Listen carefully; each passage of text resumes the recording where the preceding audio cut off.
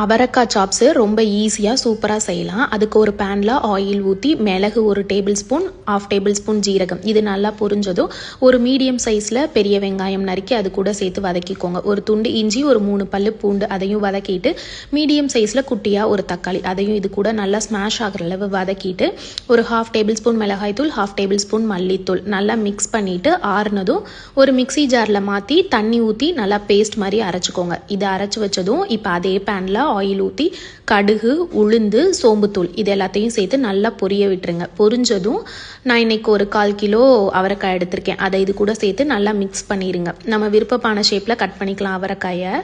இது கூட நம்ம அரைச்சி வச்சிருக்க பேஸ்ட்டை இது கூட சேர்த்து நல்லா மிக்ஸ் பண்ணிடணும். இந்த அவரைக்காய் வேகிற அளவு தண்ணி ஊற்றி லிட் போட்டு மூடி நல்லா வேக விட்டுருங்க. அடிக்கடி ஓப்பன் பண்ணி அப்பப்போ கிளறி விட்டுருங்க. அப்போ தான் அடி பிடிக்காமல் நல்லாயிருக்கும். இந்த மாதிரி கன்சிஸ்டன்சி வந்தோன்னே நம்ம ஃப்ளேமை ஆஃப் பண்ணிவிட்டு கொத்தமல்லி, கருவேப்பிலை போட்டு இறக்கணும்னா சூப்பரான அவரைக்காய் சாப்ஸ் ரெடி ஆயிரும்.